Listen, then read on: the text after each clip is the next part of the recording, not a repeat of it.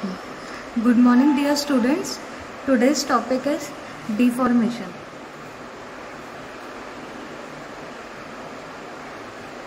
अभी तक हमने क्या देखा था? अभी तक हमने देखा था स्ट्रेसेस देखा था, स्ट्रेन देखा था, टाइप्स ऑफ फोर्सेस देखा हमने, ठीक है। अब इसके बाद क्या हम देखेंगे? डिफॉर्मेशन देखेंगे। तो हमने ये देखा था कि समझो एक ब्लॉक है, ठीक है। एक ब्लॉक को हमने क्या किया, जब एक्सियल पुल लगाया, एक्सियल पुल यानी क्या होगा? Tensile force. पुल यानी टेंसाइल, कोई भी जब ब्लॉक है, जब हम उसको खींच रहे हैं, ब्लॉक को जब हम खींच रहे हैं तो कहीं ना कहीं क्या होगा? डिफॉर्मेशन आएगा कि नहीं? ब्लॉक को हम खींच रहे हैं तो उसमें स्ट्रेन डेवलप होगा। क्यों? क्योंकि ब्लॉक में चेंजेस आ रहे हैं। ब्लॉक में क्या डेवलप होगा? स्ट्रेन डेवलप होगा। ये स्ट्रेन को रेजिस्ट करने के लिए बॉडी इंटरनल क्या प्रोड्यूस करेंगी? रेजिस्टेंस प्रोवाइड करेंगी। किसको? स्ट्रेन को, ठीक है। अब डिफॉर्मेशन होगा तो डिफॉर्मेशन के कारण क्या होगा? ब्लॉक का साइज कहीं ना कहीं ऐसा होगा। क्यों ऐसा होगा? उसका लेंथ बढ़ रहा है। उसका लेंथ क्यों बढ़ रहा है? क्योंकि हमने पहले ही पढ़ा था कि हम मॉस में क्या पढ़ते हैं? एक सिस्टम अप्रोच से पढ़ते हैं। सिस्टम अप्रोच का मतलब ही क्या रहता है कि बॉडी के अंदर का जो मैटर है वो क्या रहेगा? सेम रहेगा, वो चेंज नहीं होगा। बाउंड्री कंडीशंस चेंज हो सकती है। स्क्वायर था तो वो रेक्टेंगल हो सकता है, पर उसके अंदर का जो मैटर रहेगा वो सेम रहेगा, ठीक है। Now we know the formula, मतलब कहीं ना कहीं अब देखो डिफॉर्मेशन आ गया, मतलब डेल एल आ गया है। Deformation is nothing but del L. अब आगे के जो न्यूमेरिकल्स हम देखेंगे उसमें हमको क्या निकालना है? डिफॉर्मेशन निकालना है, मतलब कहीं ना कहीं हमको डेल एल निकालना है। अब डेल एल काय में आता है? हमने अभी पढ़ा था कि स्ट्रेस क्या होता है?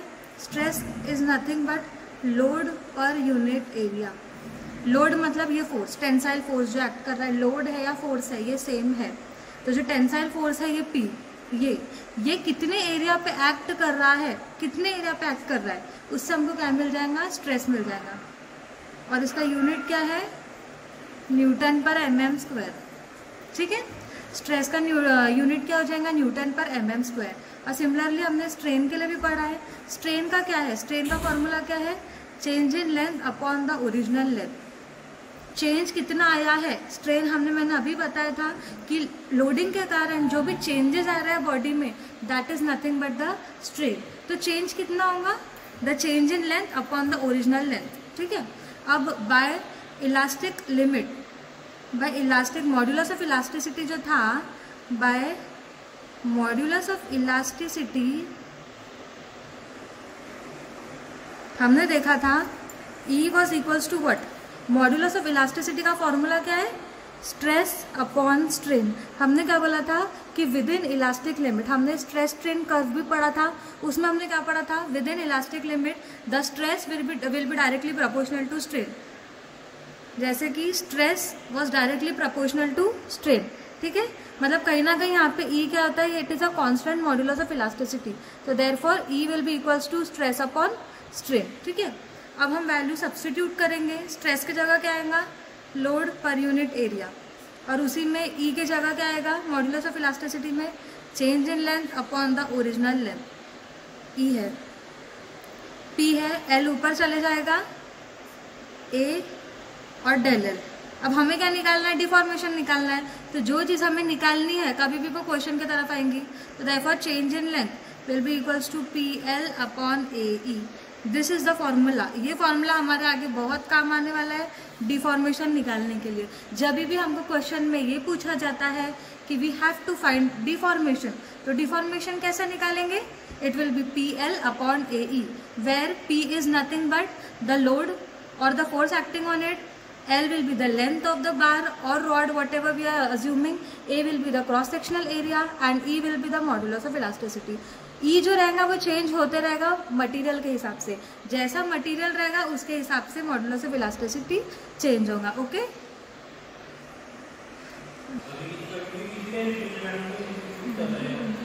Start with the numerical. A bar of cross sectional area 200 mm square is axially pulled by a force P kilonewton if the maximum stress induced in the bar is 30 MPa.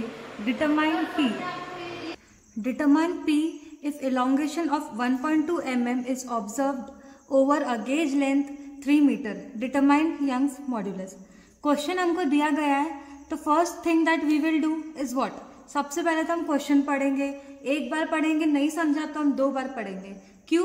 क्योंकि उससे हमको ये पता चलेगा कि हमको गिवन डेटा क्या है और उसके हिसाब से हम कौन सा हम लगा सकते हैं इक्वेशन, जिससे हमको हमारा आंसर मिल जाएगा। ठीक है, अब यहाँ पे क्या बोला है, a bar of cross sectional area 200 mm²। एक बार है, ठीक है, बार दिया है, उसका क्रॉस सेक्शनल एरिया कितना दिया गया है, 200 mm² का दिया गया है। मतलब गिवन में कहीं ना कहीं हम ये बोल सकते हैं कि एरिया कितना है, 200 mm²। हम यूनिट्स पे बहुत ध्यान देना पड़ेगा हमको, क्योंकि unit conversion is very important. अगर आप एक मीटर में रख रहे हैं या एक mm में रख रहे हैं तो आंसर विल बी रॉन्ग। आपको या तो mm में रखना है या तो मीटर में रखना है। ठीक है, अब यहाँ क्या बोला है, एक बार है जिसका क्रॉस सेक्शनल एरिया कितना है, 200 mm² is actually pulled bye a force. Actually pulled मतलब उसमें खिंचाव आ रहा है। पुल मतलब हम एक बार है उसमें खींच रहा है, उसको खींच रहे हैं, और एक्चुअल पुल कितना है, P किलो न्यूटन का दिया गया है। ठीक है, actual pull P is P kilo newton, मतलब हमको कहीं ना कहीं ये निकालना है।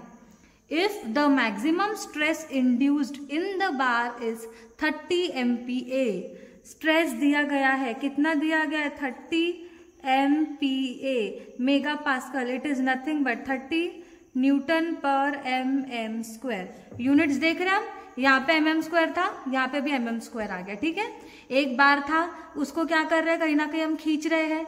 हमने ये भी देखा था, बार को अगर हम खींच रहे हैं तो कहीं ना कहीं उसमें क्या डेवलप होगा, स्ट्रेन डेवलप होगा। क्यों? मतलब स्ट्रेन मतलब उसके लेंथ में कहीं ना कहीं चेंज आना शुरू हो जाएगा।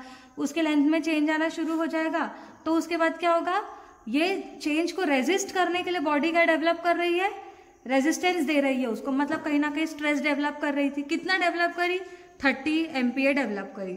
डिटरमाइन P हमको निकालना है। If elongation of 1.2 mm is observed, elongation मतलब चेंज इन लेंथ, कितना दिया गया हमको, 1.2 mm। मतलब कहीं ना कहीं हमारा ये जो है वो क्या हुआ है, एलोंगेट हुआ है। कितना एलोंगेट हुआ है, ऐसा एलोंगेशन आया उसमें। तो ये जो elongation is nothing but the del L, it is change in length. ठीक है, is observe over a gauge length 3 metre. Length कितनी दी गई है हमको बार की, 3 मीटर दी गई है। मतलब हमको क्वेश्चन में क्या बोला है कि एक बार था जिसका कितना लेंथ था, 3 मीटर था, उस पर हमने क्या लगाया, एक्सियल पुल किया, उसको खींचा, तो कहीं ना कहीं उसमें डिफॉर्मेशन आ गया। डिफॉर्मेशन कितना आया कि पहले उसकी लेंथ 3 मीटर थी, अब उसमें और कितना mm बढ़ा है, 1.2 mm वो और बढ़ गया है। ठीक है, 3 मीटर से वो और ज्यादा बढ़ गया है। तो इसमें हमको क्या निकालना है, to find, determine Young's modulus. To find what, we have to find 2 things. पहले तो हमको क्या निकालना है कि कितना फोर्स लगा था बॉडी में जिसके कारण उसने इतना स्ट्रेस डेवलप किया है, और E we have to find out. Okay, अब हमको क्या निकालना है, सबसे पहले हमको P निकालना है। तो सिंपल हमको एक फॉर्मूला पता है, सोल्यूशन में हम देखेंगे, we know that stress is equals to load per unit area. Load per unit area है।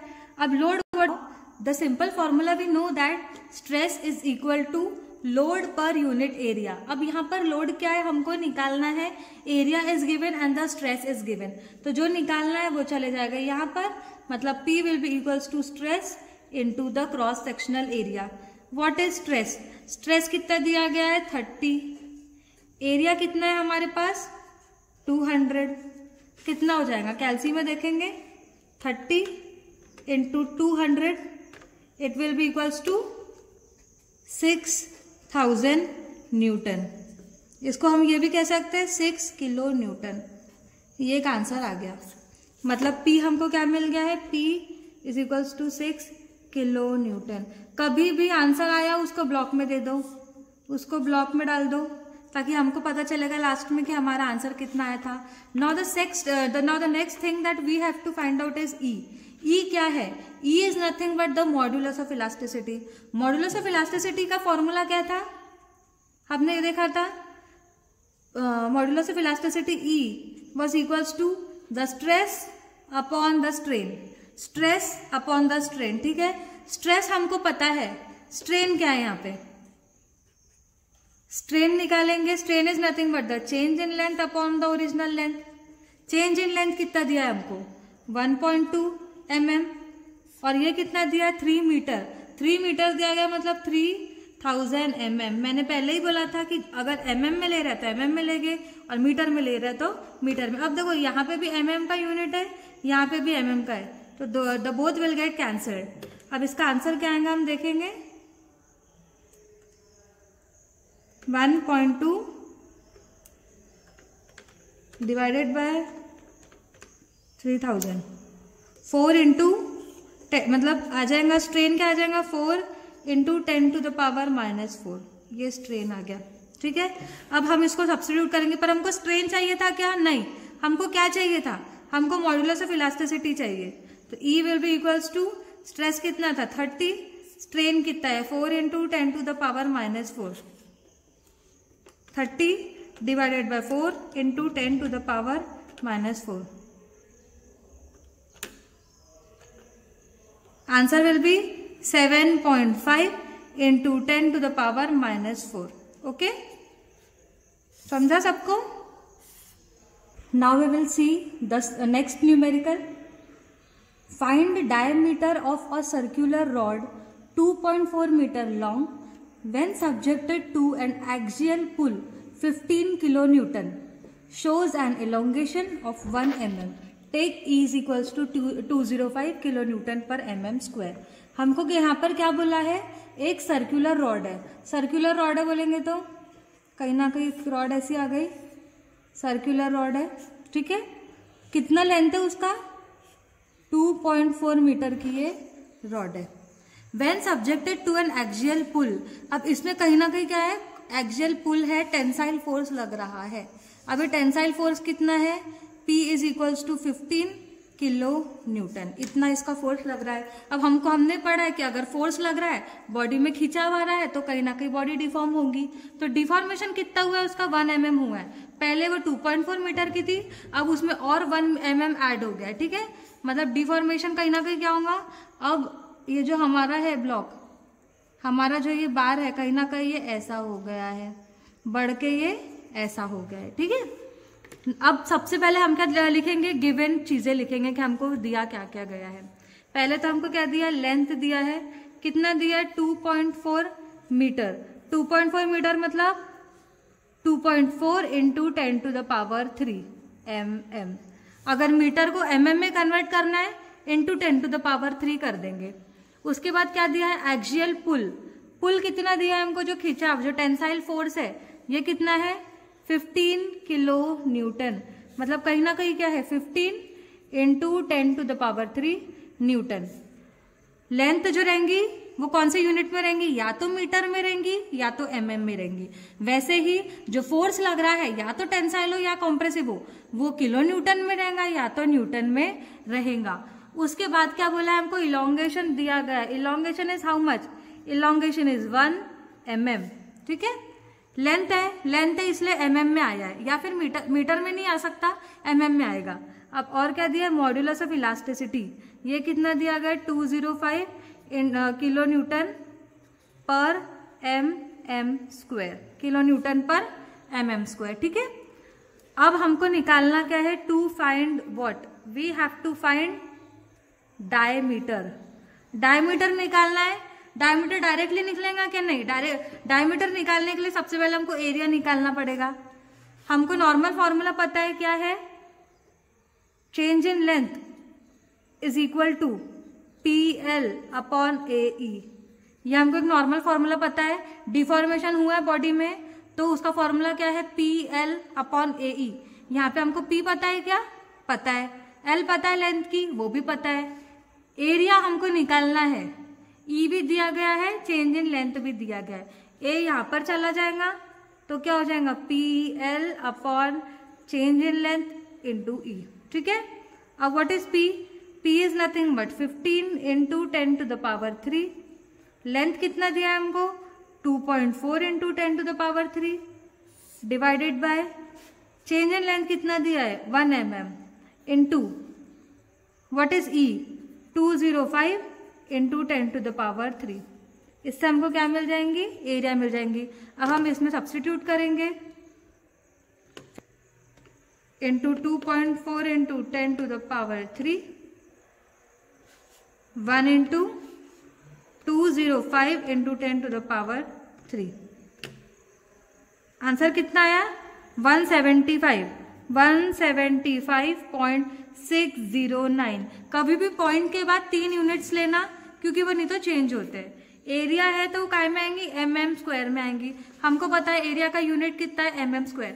अब हमको क्या एरिया चाहिए था क्या, नहीं, हमको क्या निकालना है, डायमीटर निकालना है। अब डायमीटर क्या है, सर्कल है, सर्कुलर, इसका डायमीटर कितना, अपना एरिया कितना रहेगा, एरिया इज π/4 इंटू d² है।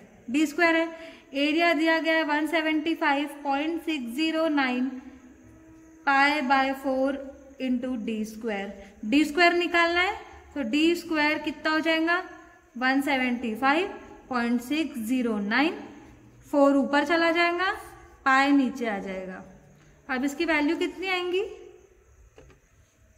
175.609 into 4 divided by pi 223, it will be under root में रहेगा। क्यों अंडर रूट में रहेगा, क्योंकि d² है। अब हमको d² नहीं चाहिए, हमको d चाहिए, तो हम डायरेक्टली अंडर रूट में डाल देंगे। 175.609 इंटू 4 डिवाइडेड बाय पाई, कितनी वैल्यू आ रही है 14.95 mm। मतलब डायमीटर कितना रहेगा हमारे बार का, सर्कुलर रॉड का हमारा डायमीटर कितना रहेगा 14.95 mm। Now we will see the next numerical. A wooden tie 8 metre, एक वुडन टाई है जिसका कितना लेंथ है 8 मीटर दिया गया है, 100 mm wide and 140 mm thick. उसका वाइडनेस दिया गया है, उसका थिकनेस दिया गया है। Is subjected to an axial pull of 60 kilonewton. Axial pull उसमें कितना दिया 60 किलो न्यूटन दिया गया है, and elongation is 3 mm। Calculate the value of Young modulus of elasticity for the material. अब सबसे पहले हम क्या करेंगे, डायग्राम बना के देखते हैं। वुडन टाई है, 3D में आपको मैं बताती हूँ ताकि आपको भी समझ में आए।